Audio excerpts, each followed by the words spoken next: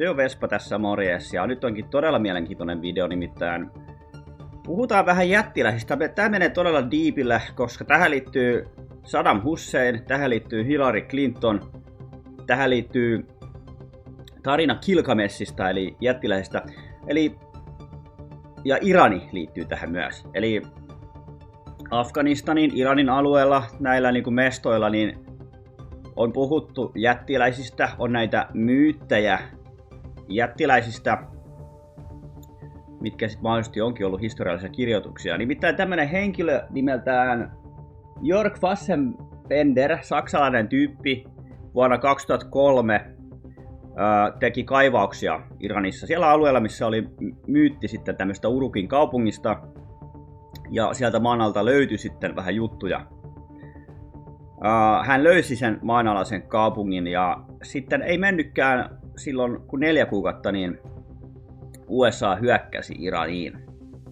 Ja mielenkiintoista juttua, ja tässä mä näytän useampia klippejä, nimittäin JP on itse henkilökohtaisesti nähnyt näitä maanalaisia unessa olevia jättiläisiä, ja olikohan se siellä Kalifornialla, missä oli yksi, ja niitä on useampia. Ne on tosiaan eli on tämmöisiä maanalaisia kaupunkeja, missä sitten on myös ollut näitä jättiläisiä ja muuta porukkaa, mutta nämä jättiläiset on yleensä ollut unessa. Ja sitten kun 2003 oli tämä, että se tyyppi löysi sen kaupungin, ja sitten on ihan niinku uutisia ja muuta ollut, että semmoinen homma niinku ollut. Ja sitten Hillary Clinton niinku kiinnostui tästä hommasta, siitä on niinku dokumentaatiota olemassa, että tämäkin pitää paikkansa. Ja sitten mä katson täältä mun muistikista samasta. Sen 2003 vuoden jälkeen, kun se väitysti löytyi se maan alle kaupunki ja sitten USA hyökkäsi muuta, niin siitä on sitten armeijan vuotaja on kertonut Projekt Camelotille siitä, että he oli vähän hämmentyneitä, kun heidän piti hyökätä sinne ja muuta. Sitten heille kertoo, että he hakee jotain artifakteja ja että ne artifaktit on tärkeitä ja muuta. Eli se toikin niinku tukee sitä tarinaa. Eli siellä oli niinku, ne halusi sen jättiläisen DNAta ja ne oli kiinnostuneista artifakteista, millä on mahdollisesti jotain voimia, eli ne on niinku korkeaa teknologiaa. Ja sitä me ollaan ruvettu ymmärtää paremmin. Ja sitten heti vuosi sen jälkeen, tai 2004 about, niin nettiin vuosivideo, missä näkyy tämmönen väitetty jättiläinen. Siinä on kultaobjekteja, siinä on tää aika vanha video. Tästä on vaikea sanoa mittasuhteita, koska me ei tiedetä kuinka kaukana tämä tyyppi on, mutta se ainakin zoomaa siihen, mikä outoa, että jos sä oot niinku ruumiin lähellä, niin eihän sun tarvitsisi zoomata siihen, mutta tämä tyyppi on ilmeisesti vähän kauempana.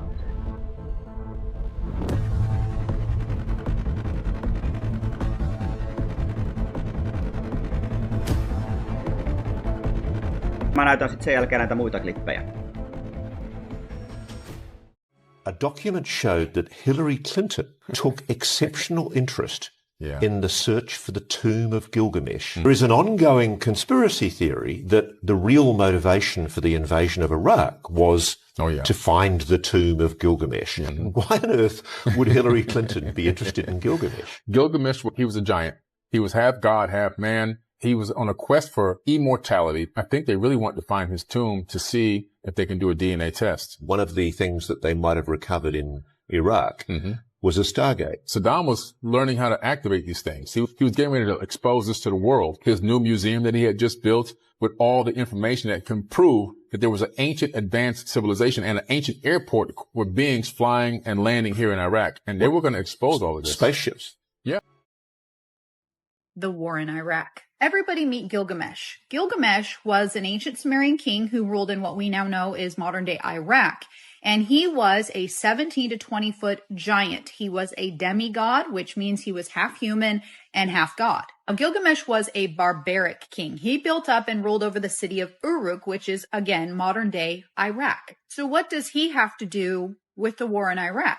This brings us to 2003, when German archaeologist Jörg Fassbinder was digging in modern-day Iraq, and he thought he found the city of Uruk. Gilgamesh was simply a figment of myth. That was until Jörg Fassbinder and his team of archaeologists, using modern technology to look deep into the ground, discovered an entire ancient city beneath the desert. astonishingly laid out just as the city of Uruk, over which Gilgamesh had purportedly reigned, was described in the epic. More importantly, on the outskirts of the ancient city was what appeared to be a burial site, which archaeologists believed to be the tomb of the ancient king. Sior goes to the authorities, tells them he thinks that he found the city of Uruk and possibly the tomb of Gilgamesh, and 5 months later, we invade Iraq. Now here's where it gets crazy, because not only did we invade Iraq immediately after his findings, our military builds a base directly over the ruins. Anyway, it's not a secret that the USA established a base in the old Babylonian city, destroyed some historical artifacts, and also took with them many of the artifacts. They constructed buildings and helicopter landing pads in the ancient city. It's not a secret that they were searching for something very important. Yeah. All the archaeological sites were then stopped in Iraq, so stop digging, you're out of here. And the U.S. military set up an encampment around the tomb site. But the locals around this encampment reported that the U.S. military were digging at night, taking things out of the ground and putting them onto trucks and driving them off. There were none. There were no weapons of mass. Okay, all right. And, something's wrong. It's a whole world of deceit. We're going into Iraq to get artifacts, not to get anything but artifacts. That was the most important thing, they said. But which artifacts? I don't know. They just said artifacts.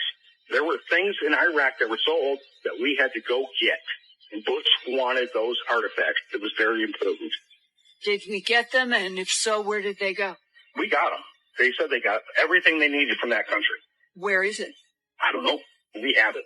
Saddam Hussein was building a massive reconstruction of Babylon near the ancient city.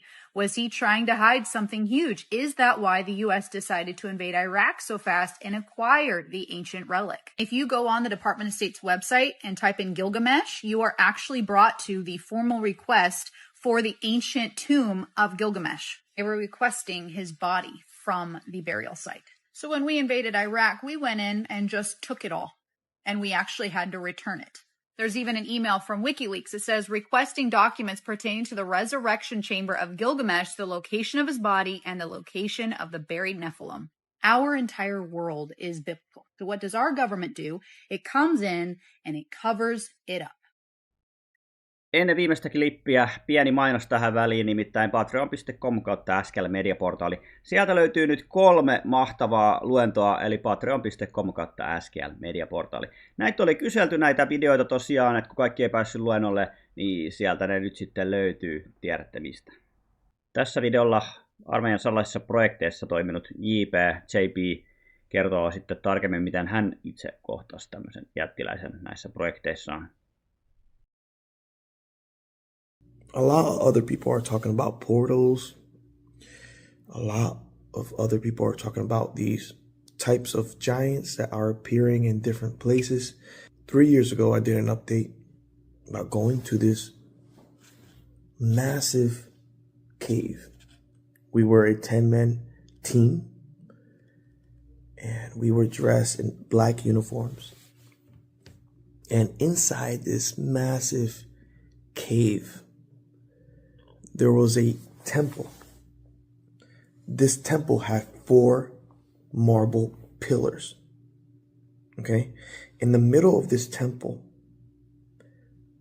we saw a sarcophagus the size of 12 feet, 13 feet, 12 feet and a half of diameter. Inside of this sarcophagus, there was a humanoid being. He was about 12 foot tall, really muscular, and he had a lot of jewelry. He had a long red beard, and we saw this. And the way we saw this type of person, he was in stasis. He was in stasis inside this sarcophagus. And we just got shocked. And then out of nowhere, in this same cavern, we were seeing portals being activated. And people like from Brazil, they started talking Portuguese, coming out, soldiers dressed in black uniform coming out from these portal-like round water portal energy devices. And also we had Africans from Africa coming from different places. So everything was being activated in the same time. These portals were opening up, and it was like a multinational type of event. I remember that we started investigating the sarcophagus and the temple, but once we saw all these other soldiers, I think we left the room, and something happened when we left the room. We felt a change of atmosphere. We felt a change of air. We felt like a change of air pop. We returned to this same room, and we were analyzing the room, and the giant was gone. All the jewelry that was around the sarcophagus was gone. The giant was gone. Empty. But we were looking at everything, and it looked like a lot of years has passed. So I don't know if we entered a different timeline or what happened, or if we saw the past happen in front of our eyes and then we left and came back and everything was gone. But all we know, everything was empty. And there was speculation that, yes, he probably got brought back to life with the technology, or he was taken away by these other militaries and they got this giant now. But for me, I felt that he was alive when I saw the giant. I felt that he was in stasis. He was sleeping. I tried to look at his stomach, but nothing was moving. But the way the skin was, one of the soldiers said, "Oh, he's decomposing." But I think it's because of the smell. It was a weird stench, like if it was old leather or something like that.